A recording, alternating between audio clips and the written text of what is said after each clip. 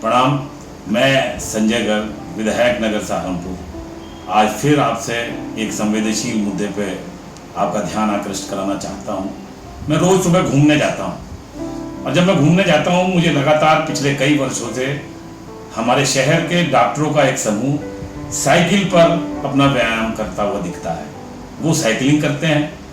कई बार मेरे दिमाग में जिज्ञासा आई, मैंने उनसे पूछा तो उन्होंने बताया कि उम्र के एक हिस्से के बाद साइकिलिंग करना वॉकिंग से भी ज़्यादा अच्छी एक्सरसाइज है, क्योंकि वॉकिंग करने से, रनिंग से और दौड़ने से घुटनों पर जोर पड़ता है।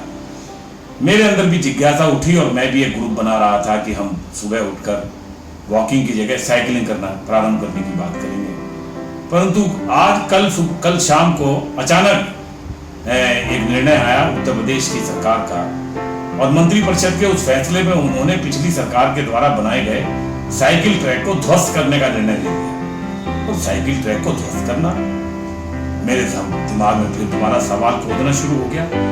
ये कैसा निर्णय है, ट्रैफिक का बहाना बनाकर साइकिल ट्रैक को तोड़ना, जबकि साइकिल तो एक ऐसी सवारी है कि जो न केवल प्रदूषण से बचाव करने का काम करती है बल्कि स्वास्थ्य और अर्थव्यवस्था को भी के लिए भी लाभप्रद है। और उस सबके बावजूद भी लोग बाग और अधिकतर हमारी जनसंख्या साइकिल पर ही सफर कर रही है, चाहे उसके पीछे आर्थिक कारण ही क्यों ना हो।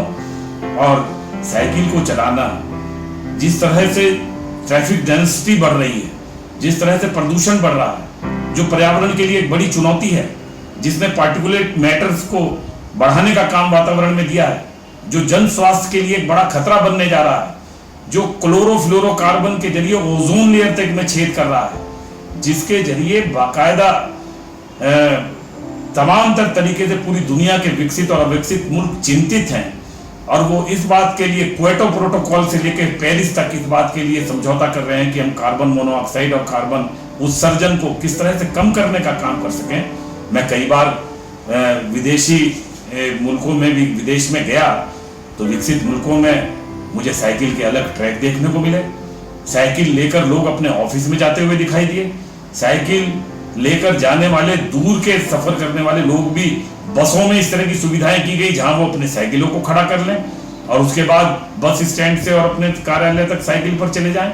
तो वो तमाम सुविधाओं के साथ साथ अगर किसी ने ये इंफ्रास्ट्रक्चर डेवलप कर दिया हो प्रदेश में, और चाहे वो थोड़ी ही तादाद में हो, कि वहाँ के आबादी के लोग साइकिल में सुरक्षित सफर कर सकें। एक साइकिल चलाने वाला बड़ी सड़क में गाड़ियों के और ट्रकों के साथ कैसे अपनी साइकिल को चलाएगा, उससे उसके अंदर एक असुरक्षा की भावना पैदा होने का काम होती है। इसलिए साइकिल ट्रैक को ध्वस्त करना का निर्णय लेना, मैं समझता हूं कि ये किसी भी रूप में जनहित में नहीं है, कल्याणकारी नहीं है।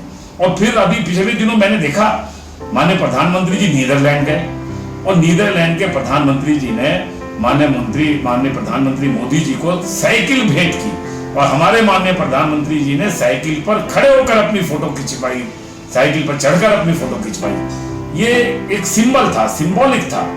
हम स्मार्ट सिटी की परिकल्पना करते हैं, केंद्र सरकार स्मार्ट सिटी बनाने को बढ़ावा देने का काम कर रही है और स्मार्ट सिटी की योजना बनाने वाले लोगों ने भी स्मार्ट सिटी बनाने में साइकिल ट्रैक को और साइकिल को बढ़ावा देना अपना एक विशेष बिंदु रखा है। और उसके बावजूद उत्तर प्रदेश की सरकार साइकिल ट्रैक को ध्वस्त करने का अगर निर्णय लेने का काम करती है तो आप ही बताइए ये कितना जनहित में है और कितना जनहित में नहीं है।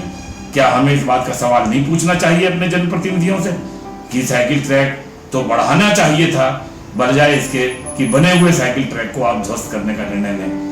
मैं उम्मीद करूंगा कि आपके द्वारा ये बात उन तक पहुंचेगी और वो इस बात को निर्णय, चाहे वो दुर्भावना से लिया गया उनका निर्णय है, परंतु अपने उस निर्णय पर पुनर्विचार करेंगे। ये सवाल आपके लिए है। मैं समझता हूं कि आने वाली पीढ़ी को हम कैसा माहौल दे सकें, किस तरह का वातावरण दे सकें और उसमें एक स्वस्थ जीवन देने की कला और संस्कार छिपे हुए हों, तो निश्चित रूप से उसमें साइकिल का एक बहुत बड़ा योगदान होगा। धन्यवाद।